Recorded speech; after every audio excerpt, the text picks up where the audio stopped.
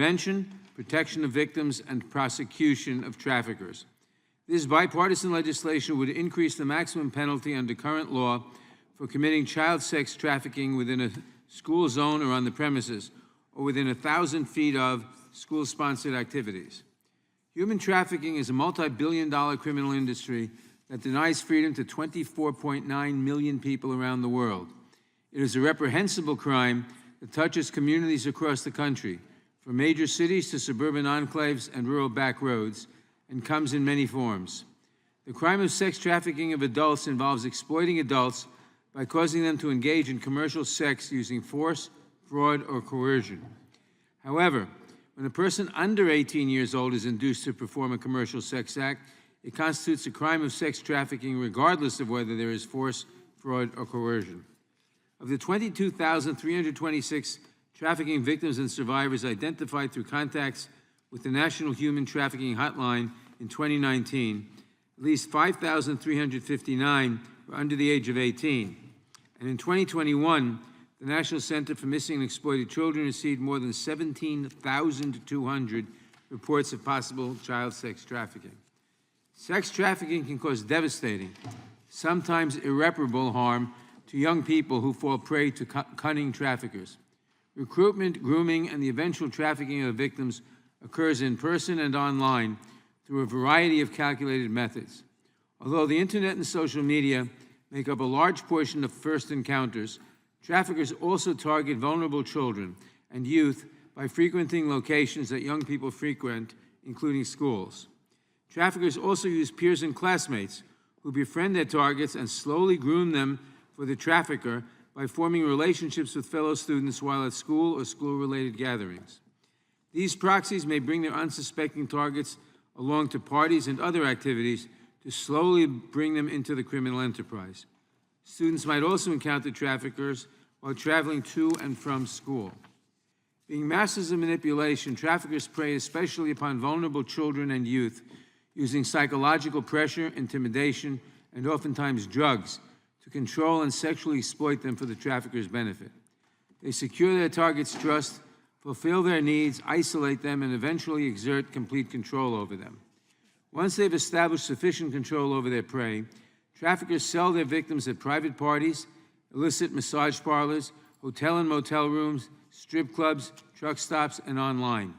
And they use technology, such as cellular phones, to control their victims remotely.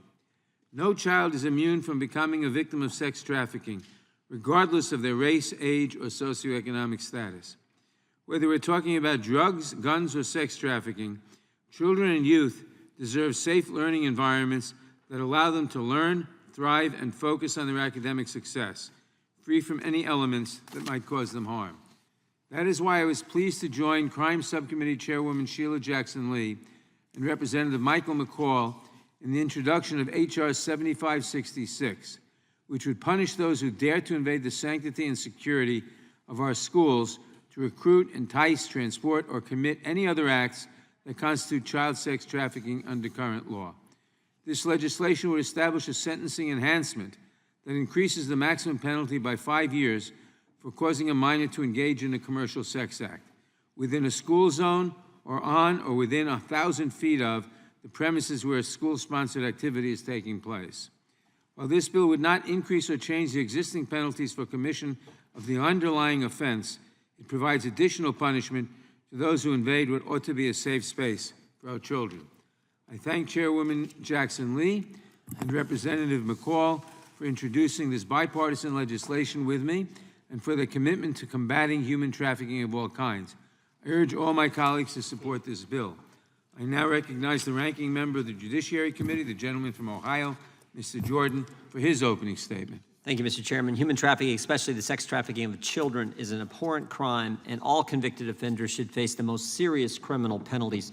This bill will provide increased criminal penalties for human trafficking or coercing a minor to engage in illegal acts in school zones or near school-sponsored activities.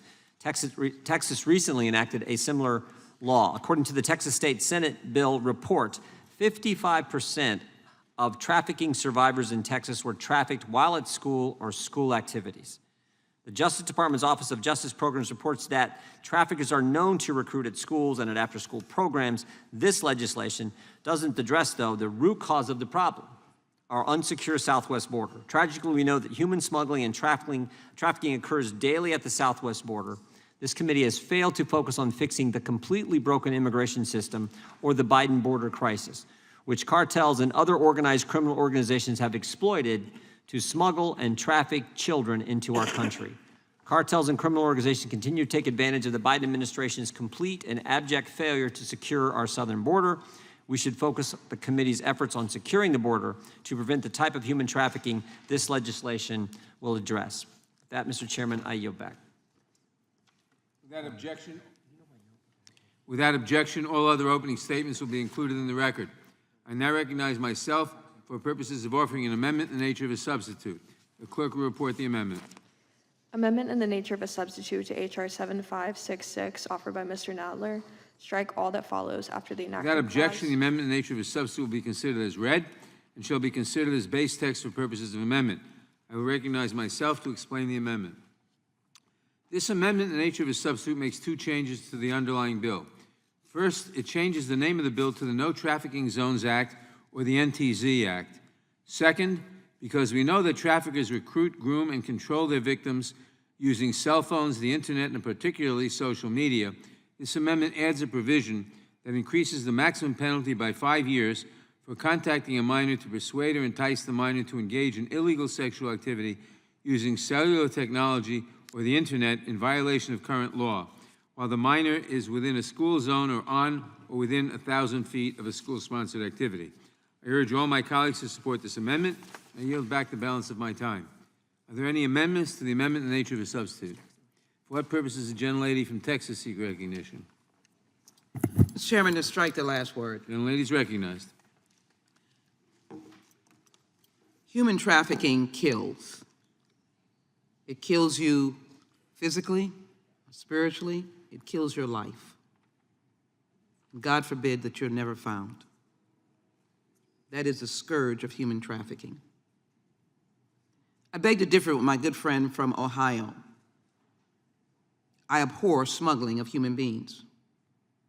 But human trafficking occurs at the church door, the grocery store,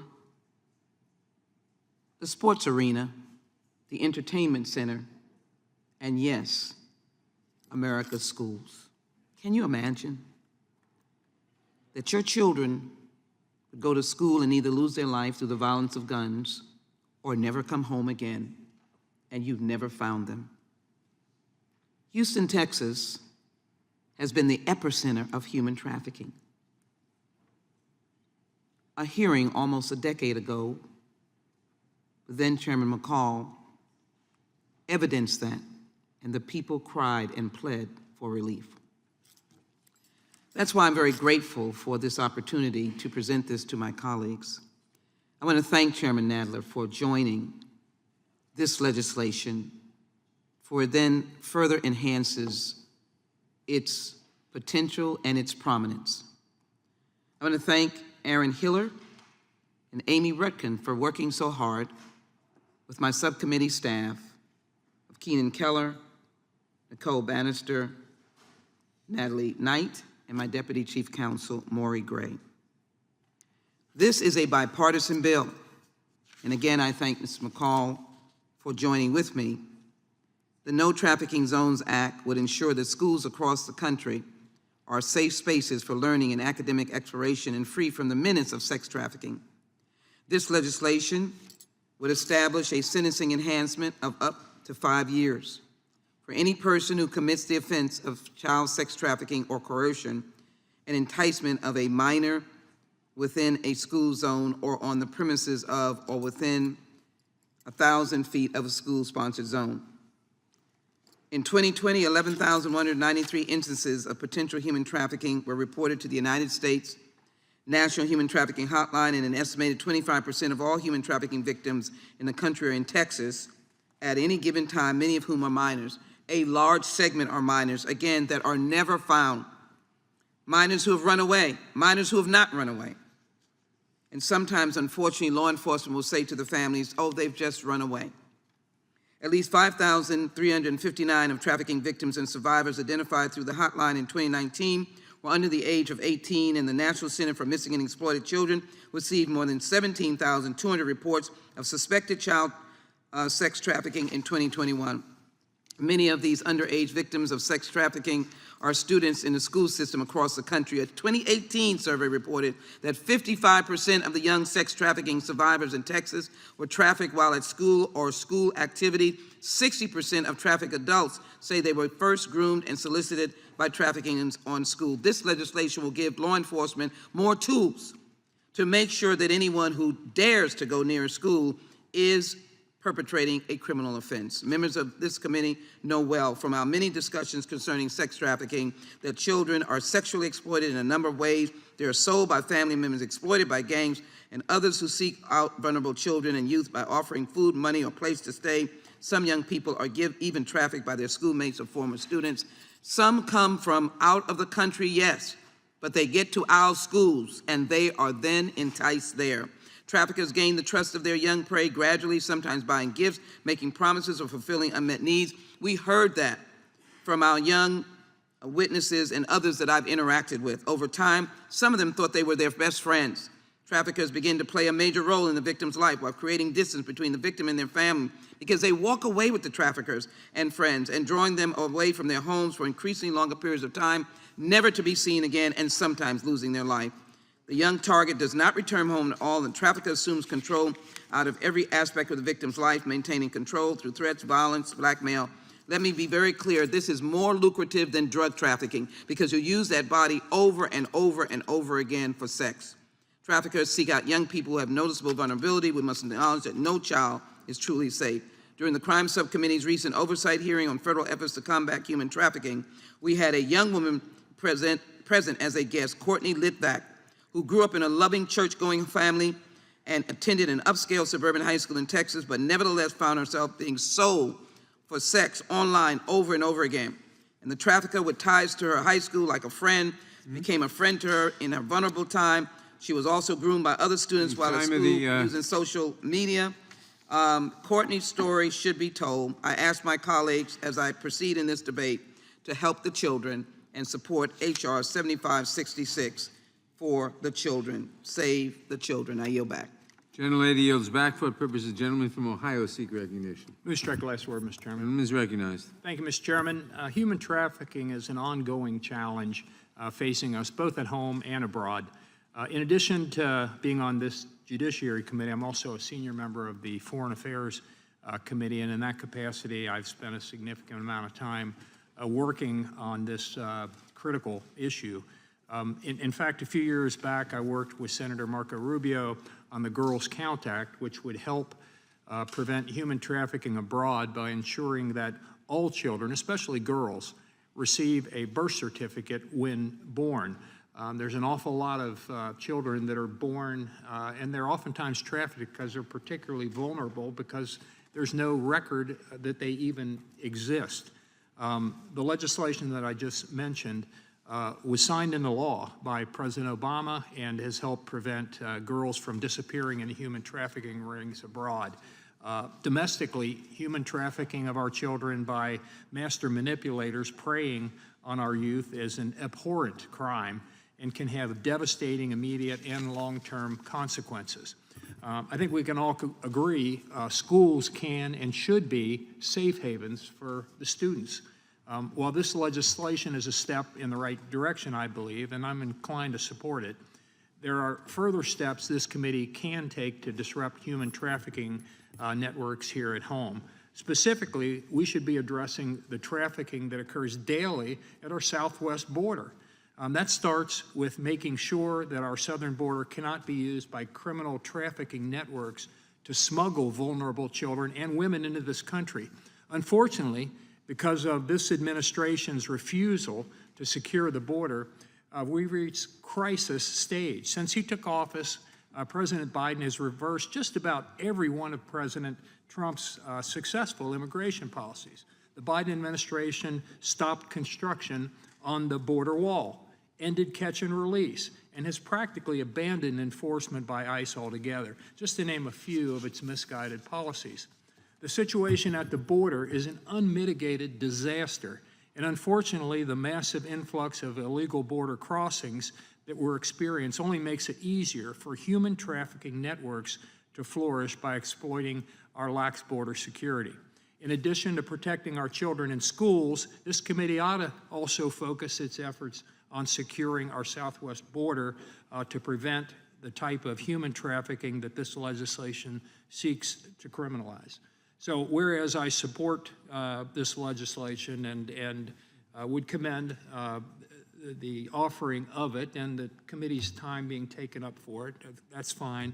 But there's so much that this committee has ignored. The fact that our border is so porous and that it's intentional policies by this administration that's led to the chaos down at that border, it's just unacceptable. This committee ought to be better than that, soon will be better than that. But I would commend, again, the committee for taking time to focus on this. That's good. But what we're doing is we're missing the forest here. This bill is a tree, but the forest, people are coming over in droves into this country right now. And many of those, unfortunately, are being trafficked. They're bringing drugs into the country. We've got thousands and thousands of people dying from fentanyl that's being brought here. So, again, thank you for bringing this bill up, but we can do better. Let's look into those other things as well. And I yield back. Gentleman yields back. For what purposes the gentlelady from Georgia seek recognition? Thank you, Mr. Chairman. I move to strike the last word. Gentlelady is recognized. I want to thank you, Mr. Chairman, and also Chairwoman Sheila Jackson Lee, and also Representative Michael McCall for introducing this really timely and very important piece of legislation. One of the most important things that I think that we can do as lawmakers and as parents is to just do everything that we can to protect our children. Our children deserve to live a life free from fear, free from violence, and free from pain. Children deserve to go to school, to engage in learning, make real and fast friendships, and grow as individual human beings. Children deserve to go to school without worrying that the adult on the playground who is claiming to be their friend, someone who's trusted, someone they can confide in, is really attempting to entice them, coerce them into sex trafficking. That is why I'm so proud to support the Stop Human Trafficking in Schools Zones Act, to be called the No Trafficking Zones Act, H.R. 7566. Last year, the National Center for Missing and Exploited Children received more than 17,200 reports of possible sex child trafficking. Over 17,000 potential incidents of a child being forced into sex acts for commercial gain. Children who could be your daughter or your son or your grandchild, because this is not something that happens in certain communities or with kids that come from certain backgrounds. Child sex trafficking happens all over in each and every one of our districts. In my home state of Georgia, which has now become an epicenter as well for sex trafficking, it's reported that on any given night, approximately 100 young girls are sexually exploited. On average, 3 times per evening in Georgia, a young girl is being trafficked to adult males.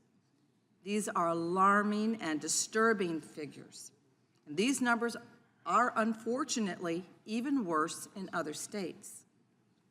We must do everything in our power to protect America's children. This piece of legislation would increase the punishment for human trafficking in school zones.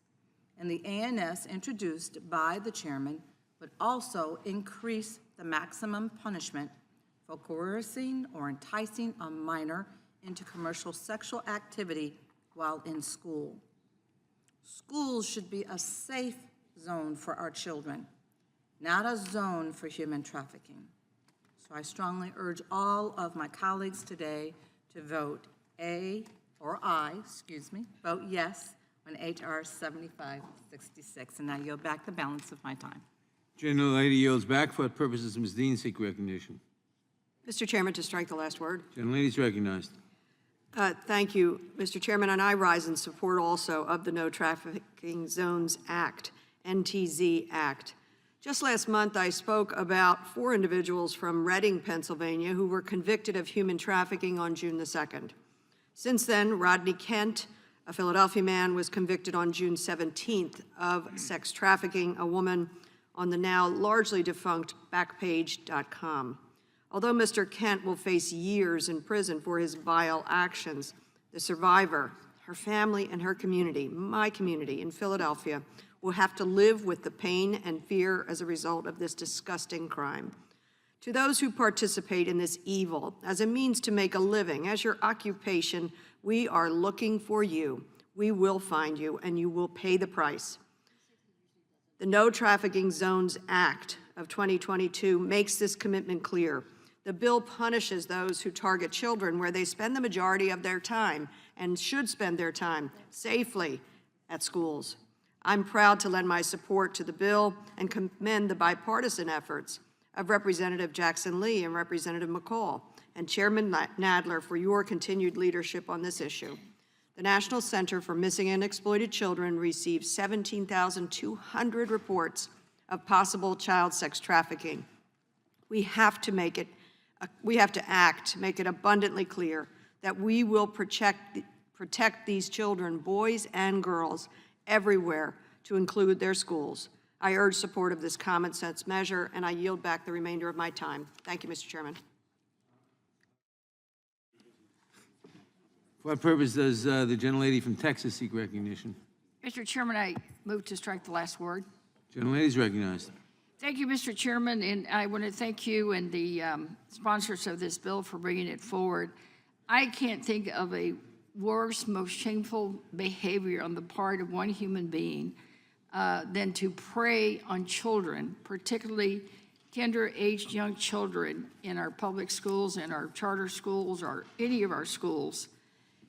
You know, as some of my colleagues have already said, children deserve to make sure that their schools are safe places, places where they can be free from fear, not just from gun violence, but from anyone who might want to kidnap them and exploit them, anyone who might use them for any human trafficking.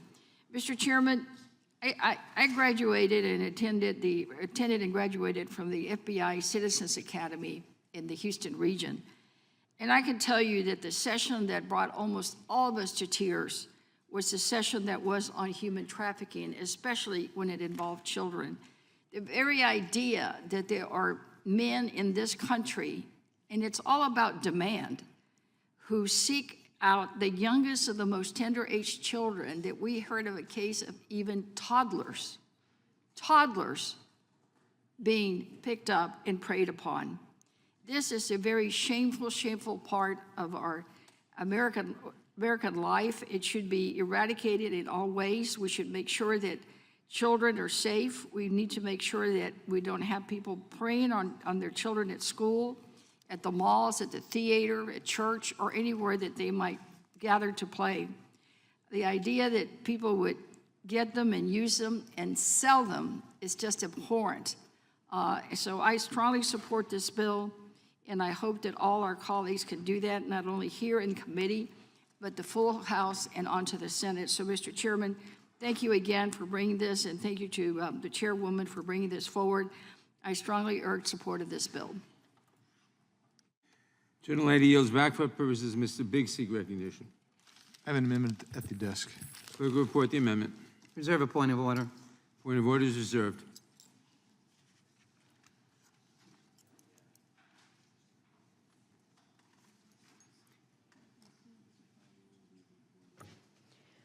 Amendment to the amendment in the nature of a substitute to H.R. 7566. Without objection, the amendment will be considered as read. The gentleman is recognized for 5 minutes to explain his amendment. Thank you, Mr. Chairman. I appreciate Ms.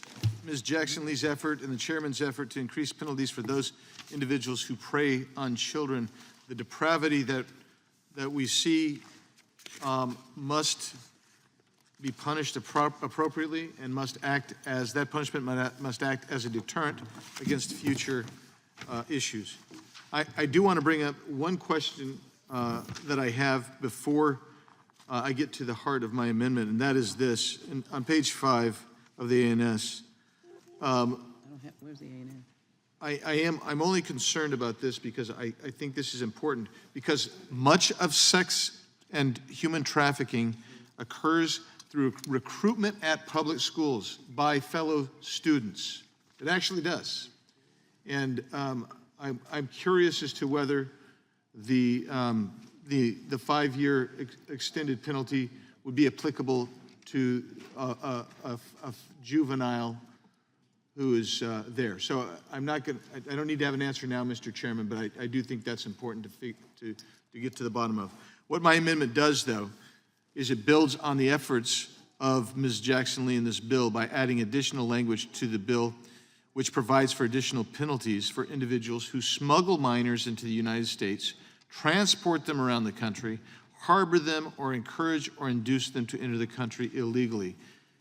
We have an unbelievable amount of human trafficking coming across our southern border. I think of down in South Texas, and same thing in south of the border in Arizona. This trafficking is outrageous. The Gulf Cartel, the Cartel del Noreste, which is part of Los Zetas, they are trafficking in children across. We know that as they traffic them into our country, many will later become victims of sex trafficking, and some are brought into the country explicitly to become victims of sex trafficking. It's my opinion we should be stopping or trying to prevent sex trafficking as early as we possibly can. Increasing the penalties for smuggling, transporting, and harboring these children will do that. We are currently experiencing the worst border crisis in American history, and perhaps even in the history of the world. Each month, CBP is encountering hundreds of thousands of illegal aliens at the southwest border. Those encounters do not even include the tens of thousands of those who get away, who enter the country illegally each month. The impacts of the crisis are especially horrific on children who are brought into the country illegally and then trafficked throughout the country.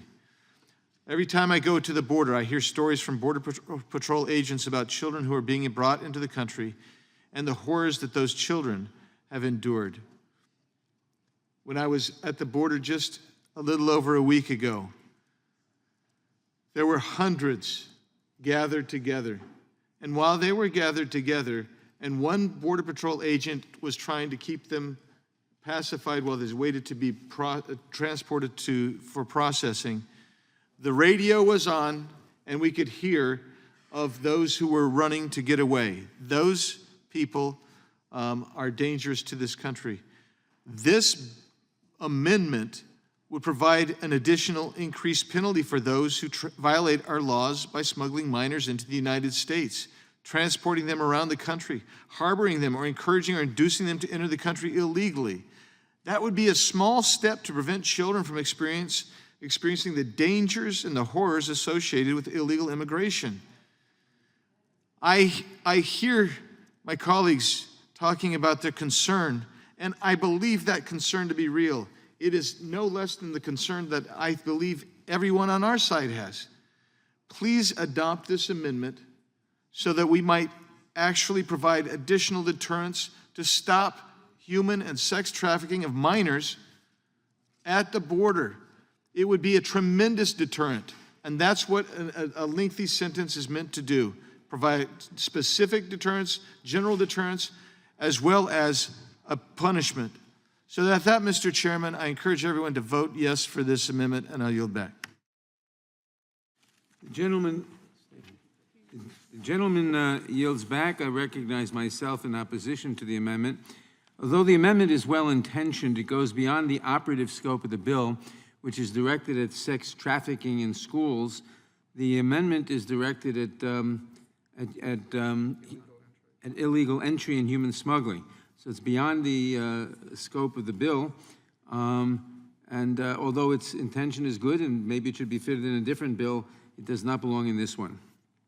I yield back. Who else seeks recognition? What purpose does Mr. Roy seek recognition? Speak to the amendment. Gentleman is recognized. So I believe that the gentleman's purpose, with respect to the chairman's position, that it is not related to the underlying purpose of targeting sex trafficking. Not that it's not related, it goes beyond. Okay, but we're talking about the problem of human trafficking and of sex trafficking in the United States. And the gentlelady's measure is designed to provide an enhancement to the existing penalties because of concern that there is targeting of children at schools. I mean, that's my phrasing. Yes. And I think the gentleman from Arizona is wanting to address the same topic of human trafficking, sex trafficking, targeting of kids and so forth, believing that this is being driven heavily, whether it's our schools or otherwise, by virtue of the situation at our border. And I would suggest that for that reason, it is very much on point, and I'd be happy to yield to the gentleman from Arizona if he wants to add to my point. Yeah, I thank the gentleman for yielding.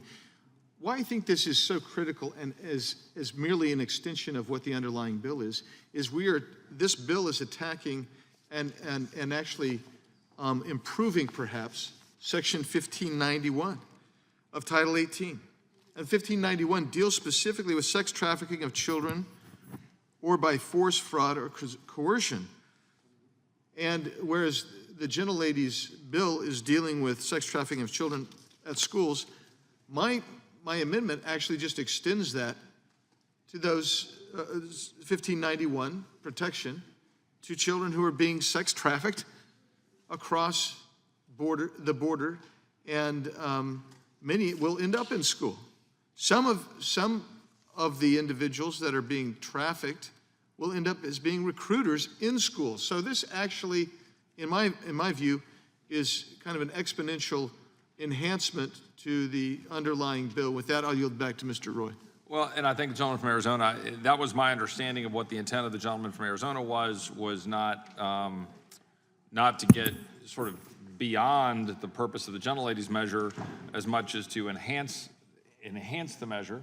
As he's responded to, obviously in Texas, we have an inordinate number of individuals that are being trafficked across our southern border into the United States. If you talk regularly with Border Patrol or law enforcement officials, whether it's in Houston, where the gentlelady resides, San Antonio, which I represent, South Texas obviously in particular, and large number of underaged, particularly girls, children generally, that are being trafficked, taken to stash houses in San Antonio, taken to stash houses in Laredo, taken to stash houses in El Paso, taken to stash houses in McAllen and Houston and Dallas and throughout the state, and then distributed throughout the country. And then often in the case of these young children, if they're coming in, if they're in Texas, as the gentleman refers, and I assume this is the case in Arizona, often end up in our schools. And we're trying to say, well, let's address that. I think the gentleman is trying to say, let's address that by recognizing the benefit that would, I think, yield from an enhancement as a result of that trafficking in order to minimize the danger to the children that are being trafficked across our border and then end up in the schools, be they in Texas heavily or throughout the country. For that reason, I would support the gentleman's amendment, believe that it's important. And I think it's important that we continue to have this discussion about how much trafficking is tied to our open border. And to be clear, in my conversations when I was in the Office of the Attorney General in Texas and dealing with the human trafficking, there is very much a trafficking element that is alive and well, totally separate from and irrespective from the border criminal activity. No question about that. And we need to address that. But there is a strong nexus to the trafficking across our border. It is, in fact, horrific. It is, yes, cartel-driven, and yes, it is heavily tied to the border, but it is also tied to the networks that infiltrate into the United States in criminal elements. And I think it's particularly true in Texas, as I suspect the gentlelady would agree with, whether or not she agrees with having this added on to the underlying measure. With that, I would yield back if the gentleman wants it, or yield back my time. I thank the gentleman for yielding. I'll just be quick. I appreciate the chairman saying that maybe this would be more appropriate on another bill. I've been looking for another bill that the majority would introduce that I could go with, because none of the bills that I've introduced have been heard by the majority, and I understand that. But, Mr. Chairman, I would urge you to rethink your position here. I think these go hand in glove. They're important, and with that, I thank the gentleman for yielding to me. Yield back, Mr. Chairman. Gentleman yields back. Who else seeks recognition? Chairman, What purpose does the gentlelady from Texas seek strike the last recognition? word. Gentlelady's recognized. I think we have enough collegiality in this room for me to say that I'm empathetic to the concerns that Mr. Biggs raises, but the idea of this particular legislation is to target a scourge in the United States that is not only extensive, expansive, but growing. It is not ending, it is not going down, it's going up. And frankly, if individuals who are undocumented are in our schools, which school districts make that determination, this bill covers them because it focuses on young people being snatched from schools, as my colleagues have said, never to be seen by their family members again. This amendment creates an enhancement for violations of 8 USC 1324, while my bill creates enhancement to violations in 18 USC 1591 and 2422. And so, in essence, this steers us away from the core that I think will provide coverage for children who have been brought to this country, as my colleague wants to suggest, in whatever form, but they are in school. And they can be victims of trafficking, and this legislation is to gather the armor that law enforcement, prosecutors need, as traffickers have infiltrated every known form of communication. So I've already stated that if they're on the grounds or within a reasonable distance, that they will be held accountable under this bill. But in addition to my colleagues, if they are using messaging apps, social media, gaming platforms our children use most frequently, leaving the most vulnerable exploitation, they are in the eye of this legislation. With the proliferation of social media and the myriad ways in which we communicate with one another, traffickers have put these same means of communication to their own use to find, target, lure, groom, victimize, maintain control over their victims. Meanwhile, buyers are using technology to find and purchase sex anonymously. We've got a scourge that we've got to focus on in this legislation. 7576 is eagle eye on the scourge and the dastardly acts of snatching out children from a safe place that their parents should expect to be safe, and that is the schools. And the access that our children have to the internet and cell phones and smartphones makes it easier for traffickers and buyers to communicate with children and youth, even when they're at school or attending school-sponsored activities. It's unacceptable, and it is important that we get rid of it through a process that finds these persons where they cannot make the profit over and over again. I think the gentleman's amendment takes us off into another pathway, and I believe we've got to, in essence, make one step at a time. As I indicated, again, this is a profitable business, and my belief on smuggling is that it is distinctive from the crux of what we are speaking of. And for that reason, I would ask the gentleman to work with us and to ensure that we keep our eye on this legislation because it is known that I have written legislation, have opposed human smuggling. It is a question that is addressed in many instances in the immigration space, because human trafficking is distinct from the separate crime of human smuggling. It is a misconception that human trafficking requires crossing a border. In fact, it does not require movement at all. By contrast, human smugglers engage in the crime of bringing people across international borders through deliberate evasion of immigration laws, often for financial benefit. While human trafficking and human smuggling are distinct crimes, I can assure you that we will help your cause by passing this legislation, because in many instances, those who have been smuggled will be subject to being trafficked inside the United States. I believe the four corners of this bill captures the crux of what was intended in Texas, what is intended by the 12 letters that we have from organizations all over the nation, and as well to make sure that our schools are safe and our children are safe. I would have to oppose the gentleman's amendment because I think there are two distinctive aspects, and human trafficking is being targeted here. Let's finish this business and save our children. With that, I yield back. Gentlelady yields back. If no one else seeks recognition, the question occurs on the amendment. All in favor say aye. Aye. Opposed, nay. No. And the opinion of the chair, the noes have it. Roll call is requested. The clerk will call the roll. Mr. Nadler? No. Mr. Nadler votes no. Ms. Lofgren? We need a heads up before. Yeah, this is not. Ms. Jackson Lee? Yes. Ms. Jackson Lee votes no.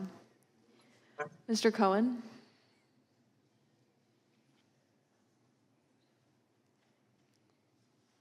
Mr. Johnson of Georgia? No. Mr. Johnson of Georgia votes no. Mr. Deutsch?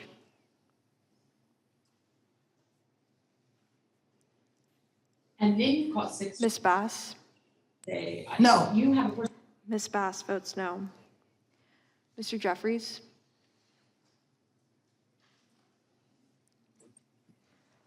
Mr. Cicilline?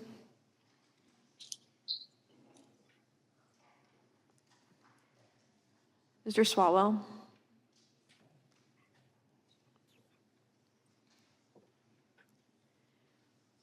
Mr. Liu? No. Mr. Liu votes no. Mr. Raskin? No. Mr. Raskin votes no. Ms. Jayapal? No. Ms. Jayapal votes no. Ms. Dimmings? Ms. Dimmings votes no. Mr. Correa? No. Mr. Correa votes no. Ms. Scanlon? No. Ms. Scanlon votes no. Ms. Garcia? No. Ms. Garcia votes no. Mr. Neguse? No. Mr. Neguse votes no. Ms. McBath? No. Ms. McBath votes no. Mr. Stanton? Aye. Mr. Stanton votes aye. Ms. Dean? Ms. Dean votes no. Ms. Escobar?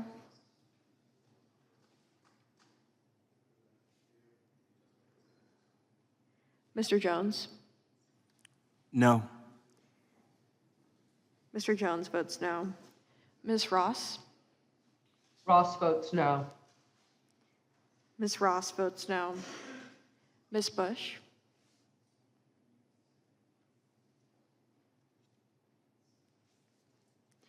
Mr. Jordan? Mr. Shabbat?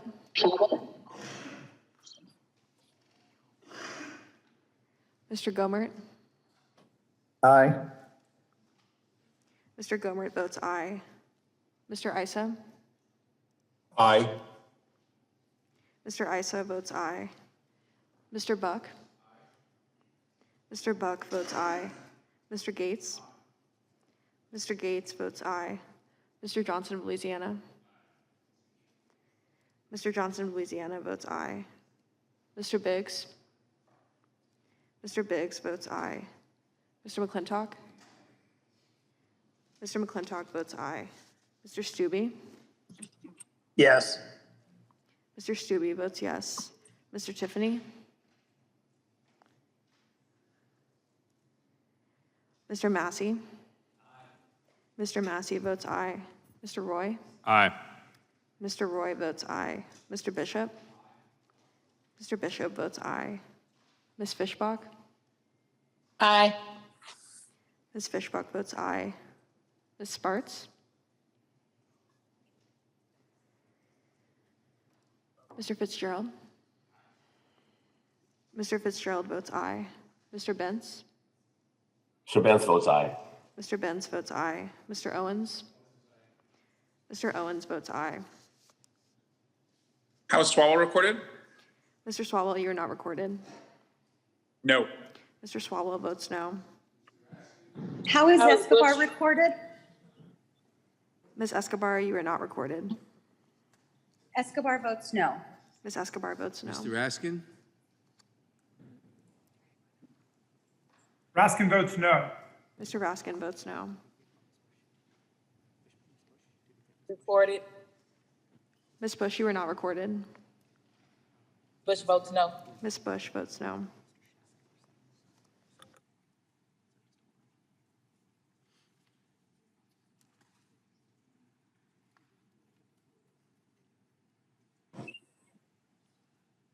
Mr. Chairman, how am I recorded? Mr. Cicilline, you are not recorded. No. Mr. Cicilline votes no.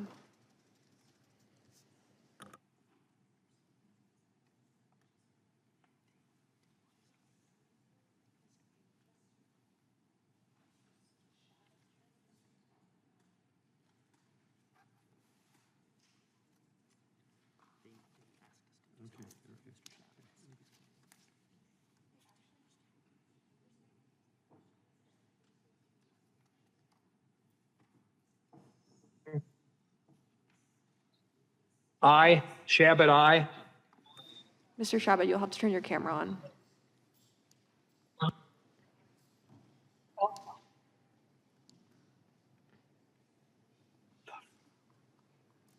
Mr. Shabbat, you have to turn your camera on in order to be recorded.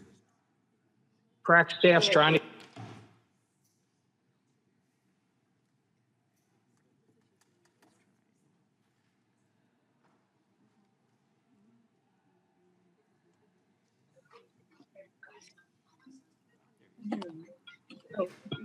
That's not Shabbat. Now we just need to see Mr. Shabbat's face, not his staffers. We see somebody. Yeah, aye. Mr. Shabbat votes aye. Okay, clerk, are there any members who wish to be recorded who haven't been recorded? Clerk will report. Mr. Chairman, there are 17 ayes and 20 noes. Then the amendment is not agreed to. Are there any further amendments to the amendment nature of a substitute? For what purposes, Mr. Fitzgerald seek recognition? Mr. Chairman, I have an amendment at the desk. Reserve a point of order. The clerk will report the